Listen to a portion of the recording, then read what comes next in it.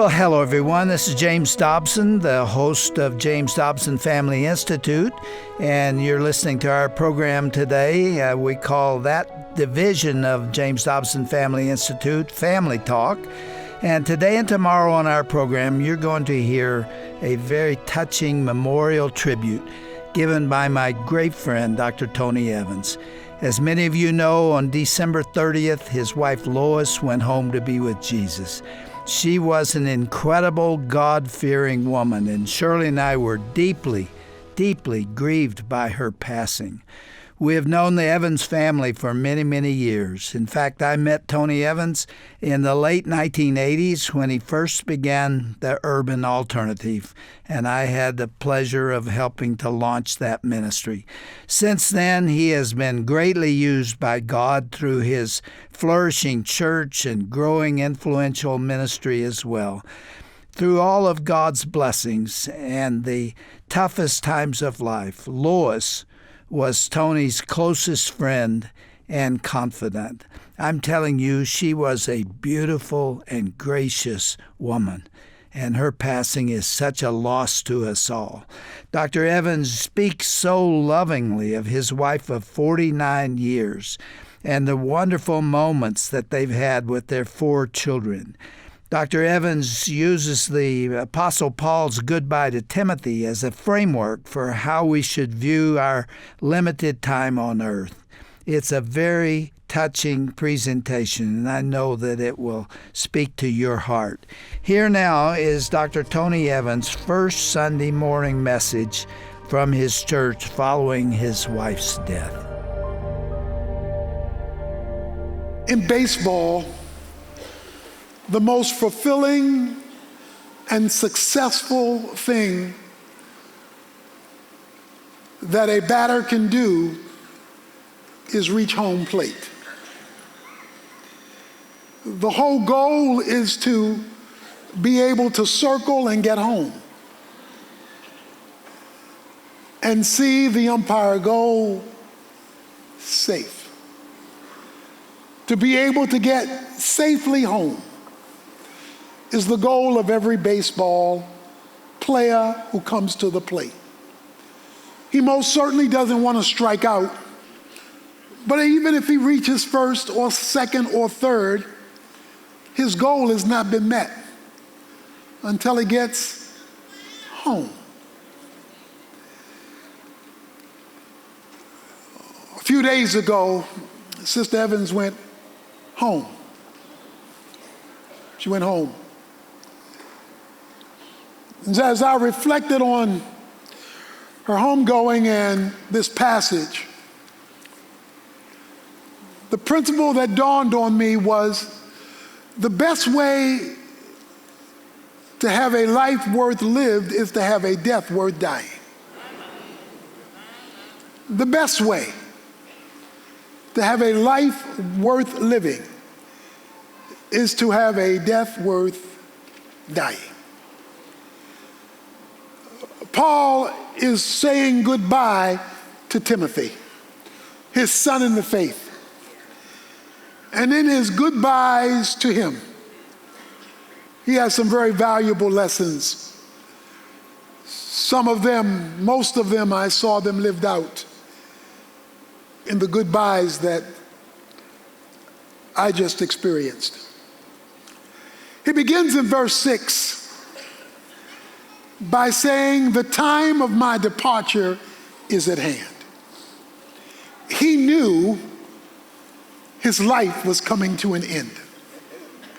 He knew that his time on earth was closing. And he wanted Timothy to know that it was okay. All of us have a time. The Bible says it's appointed unto man once to die, and after that, the judgment. All of us have a time to go home. The problem is we don't know the time. We really don't know today who the old people are in the church. Because how old you are is not determined by your birth date, but by your death date. If you're 50 and only going to make it to 60, you're old. If you're 50 and going to live to be 100, you're still pretty young. But since you don't know whether you're going to make it to 50 or 100, you don't know who the old folks are here today. Many people think they're younger when they're older than they think, because we don't know that time. But when that time begins to dawn, as it did with Paul, he said, the time of my departure is at hand.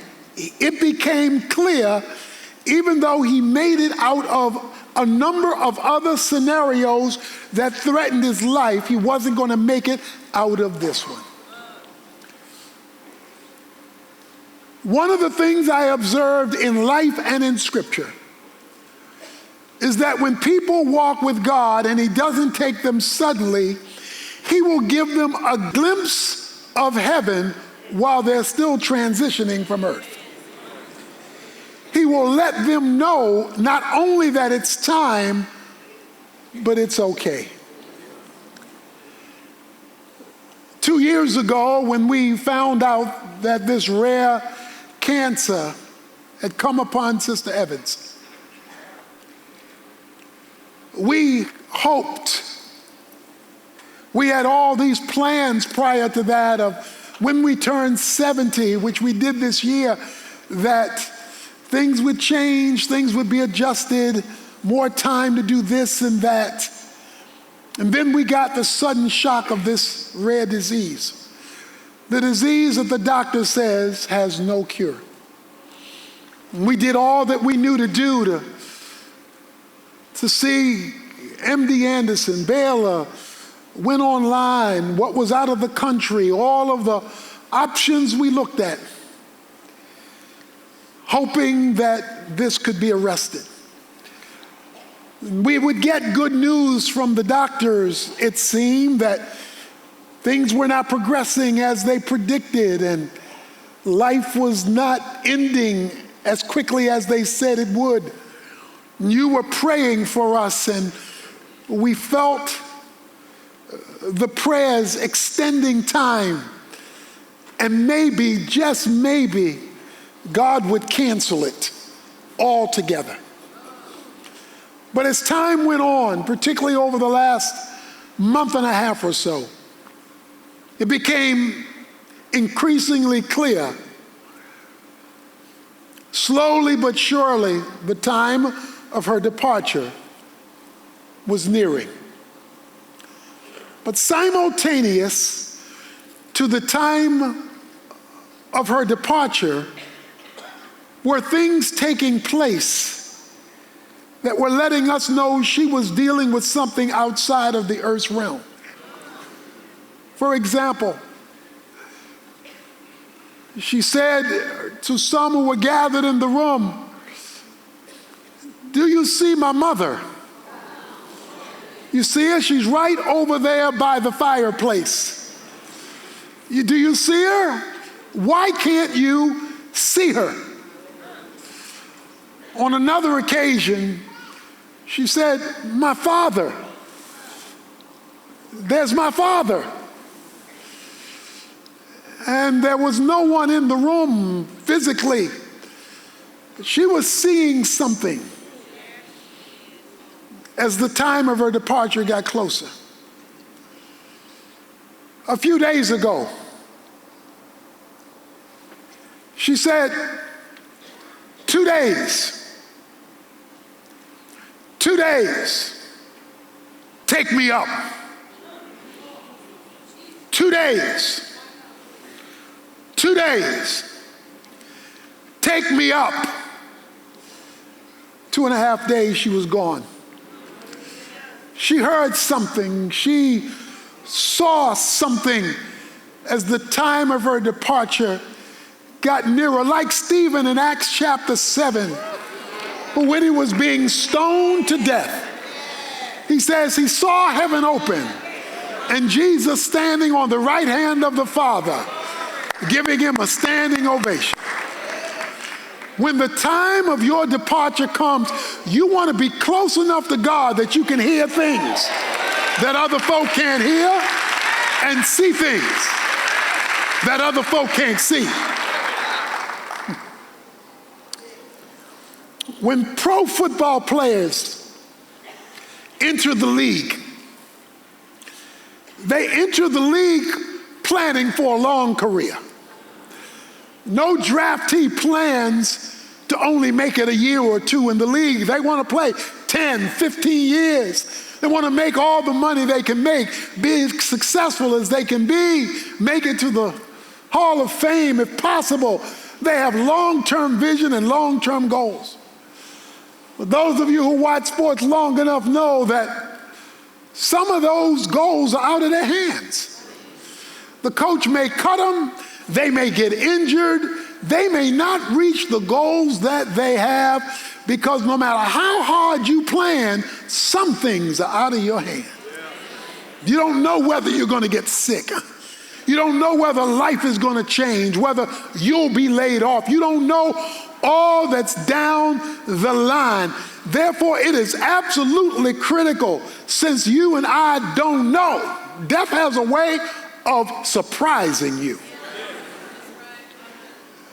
Death is the number one killer.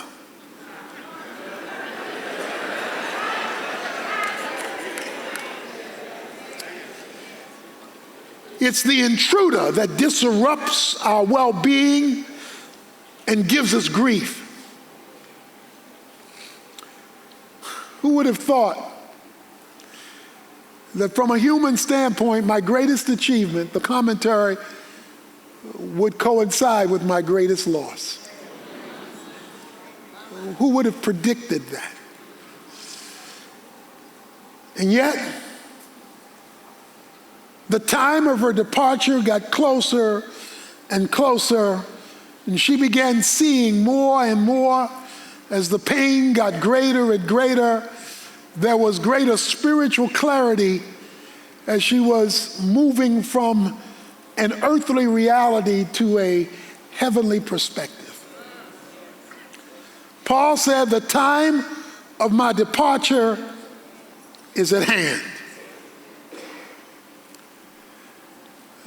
I told the folks on New Year's Eve that the three most difficult words I heard, and all I could do was cry like a baby, is when she leaned over to me and said, "Let me go." Those three words, "Let me go." And then she emphasized it, "You have to let me go. It's time." Months before, it wasn't time. Months before, there was a different perspective. But as earth grew dimmer and heaven grew brighter, she said, "Let me go." The thought, even now, of rehearsing those three words breaks my heart. But it became clearer and clearer. It was time. Paul says, the time of my departure is at hand. What was it about Paul that prepared him for this time? The time that you and I will at some point face. We faced it with other loved ones, but one day we will face this time ourselves. It may hit suddenly, but for most people it comes progressively through illness. He says three things in verse 7 as he talks about his departure. The word departure is a picture of an anchor being pulled up so that the ship can move from the dock to a new shore. The first thing he says in verse 7 is, I fought a good fight. I fought a good fight. I hope you know all fights aren't worth fighting. Far too many of us spend far too much time with bad fights. The word good means that which is beneficial or helpful. He said, I fought a good fight. The fights I had in life was to make things better. Paul had a lot of fights. He had to run for his life. He had people chasing him. He had boats that were in storms where he was fighting for his very existence. But he said, I fought a good fight. I wish I could come here and tell you, following Jesus, there will be no battles. I wish it was that simple. Following Jesus, there'll be no trials or troubles or difficulties. But the only reason you've got to fight is something is fighting you. He just says, if you're going to fight, make it a good one. I fought a good fight. Too many couples here are fighting bad fights because you're fighting over stuff that is non-beneficial and doesn't matter. When you hit times like this and you look back at the stuff you argued about and fought about and fussed about and cussed each other about, you look back and say that was a bad fight because that had absolutely no benefit to it. It was non-beneficial. Church members fight over seats. Like that's a good fight. Folk fight over skin color. Like that's a good fight. Cultures fight. Genders fight. They fight over stuff that doesn't matter. If you, at your time of departure, want to be able to connect with heaven, you better choose your fights wisely.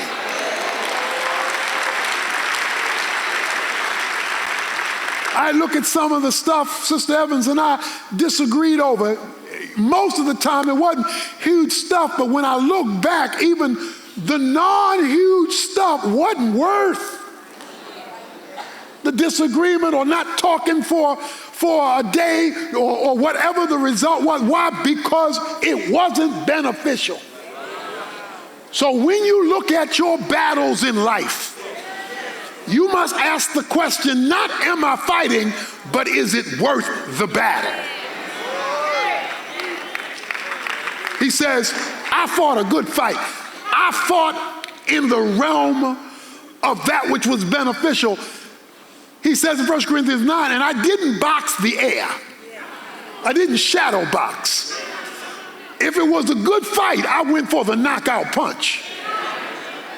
Because if it's a good fight, if it's beneficial, if it's helpful, if it's life-changing, if it's impactful, if it will make a difference, you go for the knockout. Yes, you fight for that relationship. You fight for those kids so that they don't go astray. That's a good fight. You fight for your well-being. You fight so that other people's lives are better. You fight for your best self because that's a good fight. He said, I fought a good fight. Oh, this last year, it's a 2-year process, but the last year has been a doozy. And it's been a fight. It's been a fight. Fight with prayer. Your prayers, our prayers, a fight. Every day we went to this treatment. Every day we fought. Yeah. It's a good fight.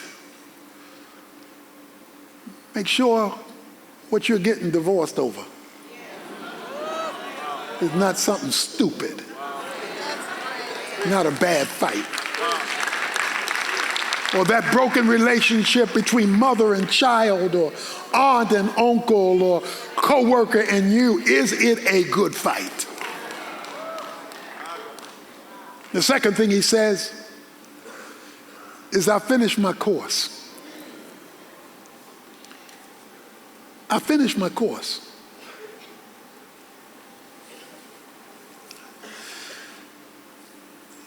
It's good to know when your time is up that you're finished. Sister Evans' words were not, "I'm finished." She said, "I'm done." Same thing. I'm done. I'm finished. Paul was saying, I completed what I was put here to do.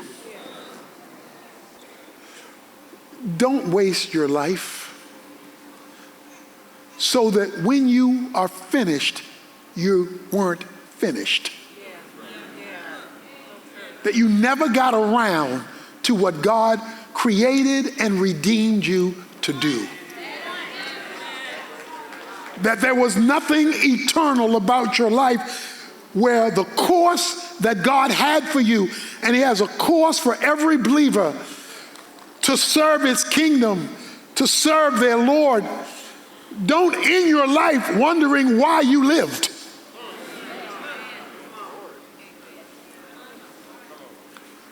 I learned a little bit more even than I knew previously about my wife. She got saved at 9. At 9, her mother led her to Christ, her and her older sister. She got on her knees with the two of them and led them in the process of trusting Christ as their Savior. At 15, she went to a camp and was challenged there to surrender her life to Jesus Christ fully and in service to Him. As the story was told to me, she got on her knees at the camp at 15 and told the Lord, "You can have all of my life for any of your purposes. I surrender to you, even if that means I will never marry or have children." So this was a serious moment where she gave up everything over to Jesus Christ. This would lead to us meeting, us marrying, but it would also lead to her fingerprints being all over my life.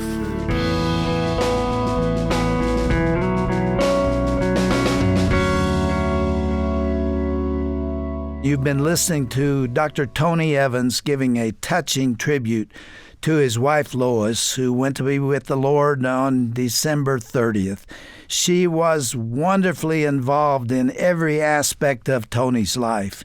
You'll hear more about her legacy tomorrow as we conclude this moving eulogy. In the meantime, I ask all of our listeners to be in prayer for the Evans family during this time. They've been through some tough experiences in the last few years, and this one was heart-wrenching. I was unable to attend Lois's funeral because on the same day she died, I lost another friend, Jim Jenkins, who I'd known for many years. He was the husband of our Vice President, Jeananne Jenkins. So I was speaking at Jim's funeral and was unable to attend Lois's service. But the ceremony included tributes from friends, loved ones, and her 4 incredible children. What a life Dr. Lois Evans lived. This is a challenge to all of us to consider how we would like to be remembered when our time on earth is done. Now, next time on Family Talk, Dr. Evans will continue to share how Lois lived her life for Jesus and fought the good fight until the very end. And that's coming up on tomorrow's broadcast. I hope you will be listening. I'm Dr. James Dobson. Thank you for listening, and I do hope you will be with us then. This has been a presentation of the Dr. James Dobson Family Institute.